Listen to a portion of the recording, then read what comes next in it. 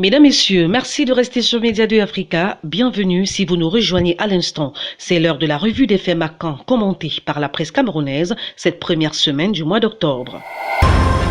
Démarrons cette revue de presse par l'éducation. Rentrée scolaire 2020-2021, ça y est. Cette année, le journal Émergence pense que la rentrée se présente comme un casse-tête vu qu'elle s'effectuera dans un contexte marqué par la pandémie du Covid-19. Toutefois, le gouvernement rassure sur les dispositions prises pour une rentrée des classes sereine et calme. L'heure est donc au dernier réglage, comme l'indique à sa une Cameroun Tribune, qui fait savoir que des milliers d'enfants vont reprendre le chemin de l'école ce 5 octobre sur tout le triangle national. Pendant ce temps, les frais de scolarité et d'examen ne sont pas toujours réglés par paiement électronique dans les lycées comme dans les collèges, selon le journal Mutation, qui affirme que la transparence dans la gestion de ces fonds-là n'est pas encore acquise. En outre, l'année académique 2020-2021 sera particulière dans les écoles primaires. 4 millions de livres gratuits seront distribués à 13 000 écoles primaires pour faciliter l'accès aux manuels scolaires. Une opération qui, selon le journal gouvernemental, a coûté 7,5 milliards de francs CFA, ceci étant le fruit d'une coopération entre le Cameroun et la Banque mondiale. Par ailleurs, le cours d'histoire connaîtra l'ajout d'un chapitre portant sur Paul Biya pour les classes de terminale, selon le journal L'étudiant. Ce chapitre enseignera sur la vie et les œuvres du président de la République Paul Biya de 1982 à nos jours. Sur le plan politique, Maurice Kamto était encore à la une des journaux du pays. Le journal Émergence s'est interrogé sur la situation du leader du MRC qui était bloqué toute cette semaine à son domicile par les forces de l'ordre. Séquestration ou assignation à résidence, s'est interrogé le dit journal. Le quotidien gouvernemental a semblé répondre à cette question en informant à sa grande une que suite au marché illégal du MRC du 22 septembre dernier, la justice a été saisie. Un fait qui a emmené le journal L'Essentiel à penser que les taux se resserrent sur Kamto et son parti, le MRC. Et le quotidien Le Jour d'Amanmana croit savoir pourquoi ce leader d'opposition fait l'objet d'un examen attentif par les instances judiciaires. D'après sa une, le but de ces menaces, c'est arrêter Kamto et interdire le MRC.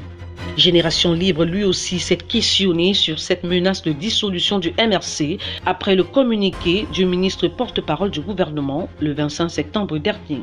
Pour montrer la gravité de cette situation que vit le président du MRC, Maurice Kamto, Mutation a qualifié cet acte d'enfer de décor.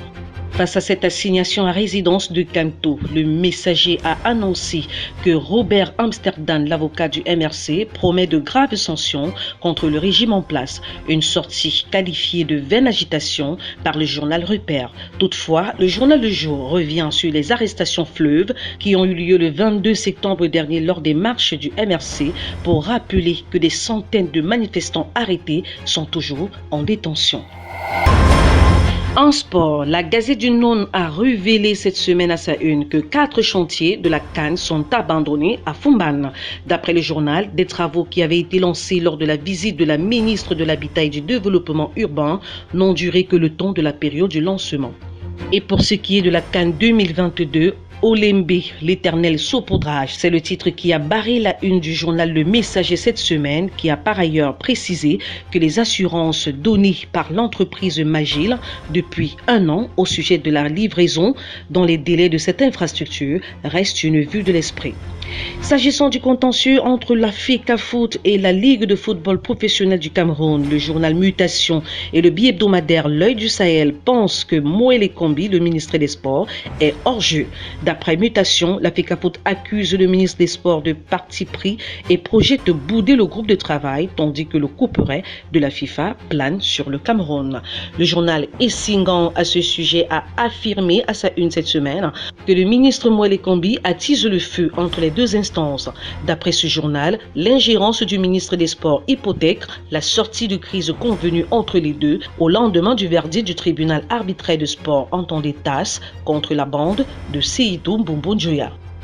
Mesdames, Messieurs, voilà pour les titres commentés par la presse camerounaise cette première semaine d'octobre. Merci d'avoir suivi. On se retrouve à la semaine prochaine, Inch'Allah.